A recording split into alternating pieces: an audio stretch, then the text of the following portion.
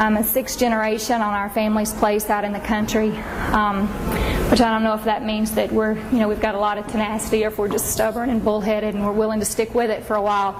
Because those of you understand it's kind of hard to hang on to the same place for a long time. One of the things that I'm really proud of that my parents did for me there, though, was they instilled a lot of hard work. My dad didn't have any sons, so driving tractors and running chainsaws, those were just things that we learned how to do. I'm a graduate of Adams County Christian, a graduate of Colin and Wesson, and for all of my Mississippi fans, you can't hold this against me, I hope. I'm a graduate of LSU with a double major in animal science and speech communications, but today I work for Mississippi State University. Growing up very passionate about land rights issues and the farming and rural communities, I went to work for the National Cattlemen's Beef Association in Denver. Started in communications and worked my way up to a senior level position in their membership department. My job there was grassroots communication across the nation. It was my job to go out into small towns, whether it was Alturas, California or Aiken, South Carolina, and grow a relationship with the farmers and ranchers in that area and learn from them what their concerns were, what their problems were, what were the things that regulations that were impended on them, what did they need their association to do. And I just tell you all this to let you know I am, of course, new to politics. Like I said, I'm no stranger to campaign parts of it, thanks to some of the family members behind me, but I'm new to the elected part. But I am no stranger to the process and how it works and how we've got to work together through all the different levels.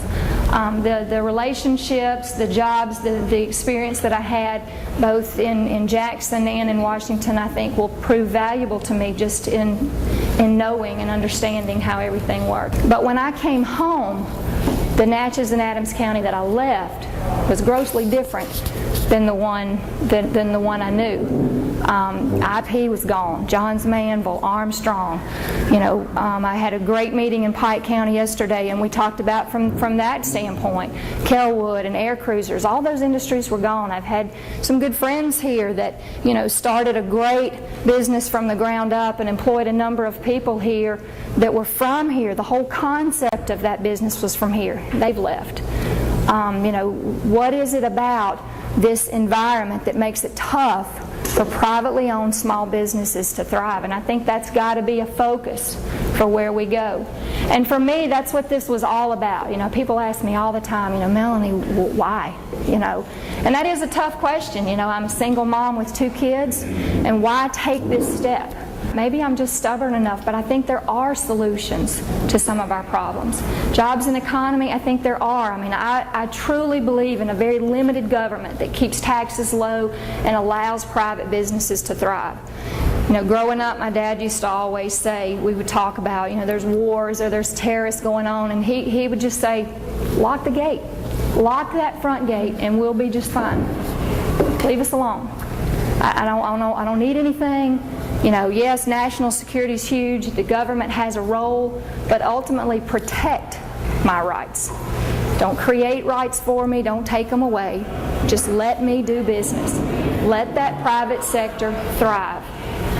And and outside of jobs and economy, I'm very passionate about our school systems. I've got 2 kids that are in this school system. I'm a firm believer in the fact that kids can come out of high school and can certainly come out of our community colleges with good technical skills, certifications and training that put them in the workforce right away. There's great nursing schools, there's some other great, but there's not some technical training that gives us a workforce that makes us more attractive to some of those companies. So how do we do that?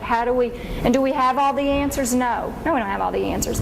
But I think we've got a lot of great people that are coming up with some very creative ways to answering these needs. But sometimes we do have to think outside the box, and we do have to take some different measures to get to where we need to be. I'm excited about this opportunity. I'm eager to roll my sleeves up. I'm mostly eager to listen to you and your concerns. I think that we've got some great people in this district who I think that when we collectively get together and share ideas and think about ways to do things, I don't think that every time we have a problem that raising taxes is the answer. I think leaving that money in that private sector and letting it thrive is where we're going to find a lot of solutions to our problems.